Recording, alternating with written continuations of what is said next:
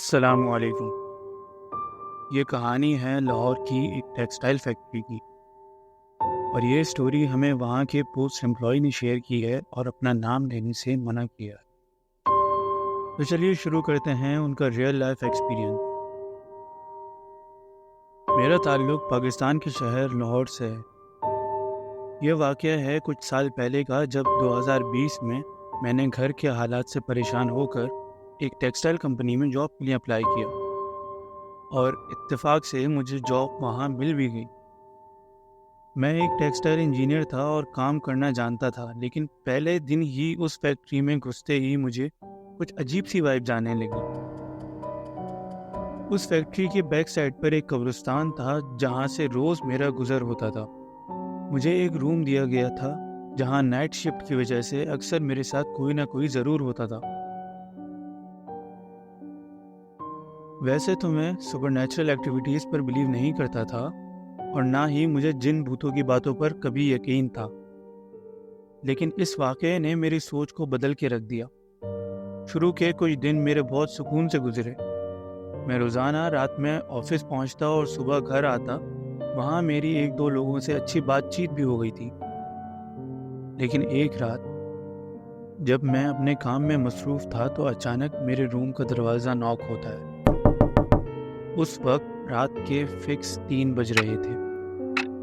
मुझे लगा कोई कोलीग ही होगा, तो मैंने अंदर से आवाज़ दी कि आ जाइए, पर कोई भी अंदर नहीं आया। तो थोड़ी देर बाद रूम दोबारा नॉक हुआ। इस दफ़ा किसी ने बहुत गुस्से से दरवाज़ा बजाया था। मैं परेशान होकर उठा और गेट खोला तो सामने एक लड़का खड़ा था जिसका कद तकरीबन 6 फुट था। उसने एक ब्लैक हुडी पहनी थी और सर पर कैप इस तरह पहना हुआ था कि मुझे उसका चेहरा नहीं दिख रहा था। इस बंदे को मैंने आज तक ऑफिस में कभी नहीं देखा था। मैंने उससे पूछा कि हाँ बोलो, कौन हो तुम, क्या काम है? पर उसने मुझे कोई जवाब नहीं दिया। डोर की साइड लाइट बंद होने की वजह से वहाँ अंधेरा रहता था। मैंने सोचा शायद ये यहाँ का न्यू एम्प्लॉय होगा और कुछ परेशान होगा, तो जब भी कुछ बोल नहीं पा रहा। मैं डोर की साइड लाइट ऑन करने अंदर गया और फिर जब वापस आया तो वहाँ कोई मौजूद नहीं था। मैं थोड़ा हैरान हुआ कि वो लड़का कहाँ चला गया, पर काम के प्रेशर की वजह से मैं इग्नोर करके अपने काम में लग गया। नेक्स्ट डे अगेन फिक्स रात 3 बजे मेरे रूम का डोर बजने लगा। मैंने डोर खोला तो सामने वही ब्लैक हुडी में लड़का खड़ा था और आज उसने अपना चेहरा छुपाया हुआ नहीं था। मैं उसको वाज़े देख सकता था, लेकिन इस बंदे को मैं पहली बार यहाँ देख रहा था। मैंने मुस्कुराकर उसकी तरफ देखा और कहा उससे कि अंदर आ जाओ।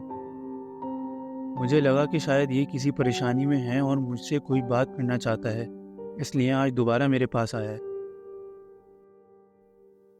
थोड़ी देर बाद उसने मुझसे बातें करनी शुरू की और मुझे बताया कि वो पहले यहाँ जॉब करता था, लेकिन अब उसे ये ऑफिस अच्छा नहीं लगता। वो बार बार मुझे ये बोलता कि तुम ये जॉब छोड़ दो और इस कमरे से चले जाओ। मैंने उसे बताया कि मेरे घर के हालात थोड़े ठीक नहीं हैं, इसलिए ही मैं यहाँ जॉब कर रहा हूँ और जल्द ही छोड़ दूँगा। पर वो बार बार ये बात बोलता कि मैं जॉब छोड़ दूँ और इस कमरे से चला जाऊँ। इसी बात पर अड़ा रहता। पूरे टाइम उसके चेहरे पर एक भी मुस्कुराहट नहीं आई और ना ही कोई फेस एक्सप्रेशन उसने शो किया। वो बहुत सीरियस था, मगर तकरीबन 1 घंटे बाद वो चला गया और मैं अपने काम में फिर से मसरूफ़ हो गया था। मैं सोच रहा था कि काफ़ी अच्छा बंदा है, लेकिन बहुत सीरियस है, शायद की लाइफ बहुत टफ रही होगी। नेक्स्ट डे 3 बजे डोर फिर से नॉक होता है। इस बार मुझे पता था कि ये वही होगा। मैंने दरवाज़ा खोल के उसको अंदर बुला लिया। आज भी वो 1 घंटे तक मुझसे बातें करता रहा और बीच बीच में यही बोलता रहा कि बस मैं ये जॉब छोड़ दूँ। अब रोज़ाना रात में वो मेरे पास आ जाता और मेरी उससे काफ़ी अच्छी दोस्ती हो गई थी, लेकिन आज तक मैंने उसके चेहरे में कभी कोई किसी भी किस्म का एक्सप्रेशन नहीं देखा था। वो एक्सप्रेशन लेस मुझसे बातें करता था, वो बस सीरियस रहता और मैं मुस्कुराता रहता। एक दिन मेरे पास ऑफिस की तरफ से एक ईमेल आती है। वो ईमेल जो कि पोस्ट एम्प्लॉय की डेथ पर कॉन्डोलेंस पर ऑफ की थी। मुझे आज तक वो लम्हा याद है जब मैंने वो ईमेल खोली और उसमें मेरे सामने उसी बंदे की पिक्चर आ गई जो कि रोज़ रात को मेरे साथ बैठकर मुझसे बातें करता था। उसकी पिक्चर देख के मेरे पैरों तले ज़मीन निकल गई।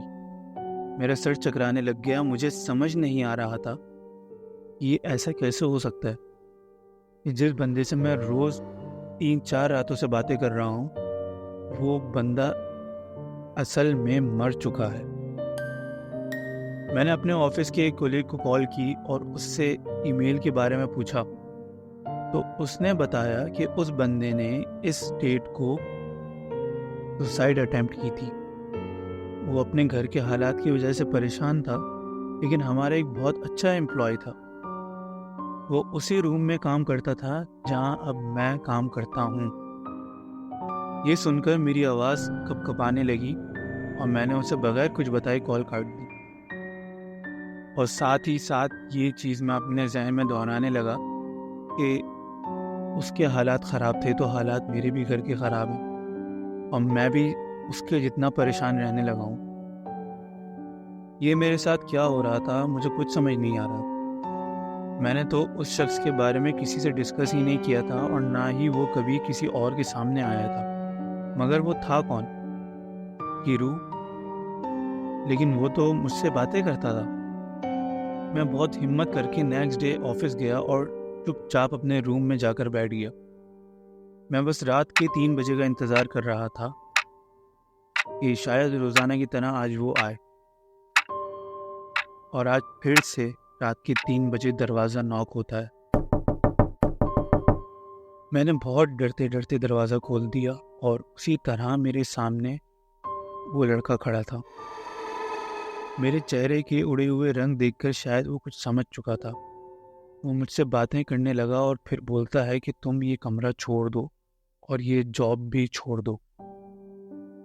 आज मैंने उससे कोई बात नहीं। जब मैंने उससे ये पूछा कि तुम हो कौन और कहाँ से आए हो, तो उस पर उसने कोई जवाब नहीं दिया और मुस्कुराने लगा। मैंने उससे दोबारा पूछा कि तुम कहाँ से आए हो, जिस पर उसने बहुत भारी आवाज़ में कहा कि पीछे वाले कब्रिस्तान से। ये कहते ही उसका चेहरा बदलने लगा और बहुत ही खौफनाक होने लगा। ये कमरा खाली कर दो, ये कमरा खाली कर दो, ये कहता हुआ वो मेरे करीब आ रहा था जैसे कि वो मेरी जान ले लेगा। मुझे कमरे से बहुत खौफनाक किस्म की आवाज़ें आने लगीं, जैसे वहाँ सिर्फ वो नहीं बहुत सारे लोग मौजूद हों और सब मिलकर मुझे भगाना चाह रहे हों। मैं किसी तरह दरवाजे से भाग जाना चाहता था। मैंने ज़ोर से चिल्लाना शुरू कर दिया कि इतने में कुछ एम्प्लॉयज़ अंदर आ गए और उनके आते ही वो शख्स गायब हो गया। किसी ने भी उसको नहीं देखा। मेरी हालत बेहोशी के करीब होने लगी थी। उस दिन मैंने जो कुछ फील किया वो मैं अल्फाजों में बता नहीं सकता। उस दिन के बाद से मैंने वो जॉब भी छोड़ दी। आज भी 3 साल बाद जब मुझे ख्याल आता कि वो शख्स कौन था और मेरे साथ क्या हुआ था, तो खौफ से मेरी नींद उड़ जाती। खैर, ये था मेरा रियल लाइफ एक्सपीरियंस जिस पर शायद बहुत से लोगों को यकीन ना आ रहा हो, लेकिन ये मेरे साथ गुजर चुका है। जिसके बाद मैंने जिन्नात और भूतों की प्रेजेंस पर यकीन करना शुरू कर दिया। उम्मीद है आपको ये कहानी पसंद आई होगी। इसी तरह की मज़ीद कहानियाँ सुनने के लिए इस चैनल को सब्सक्राइब करें और इस वीडियो को लाइक करें।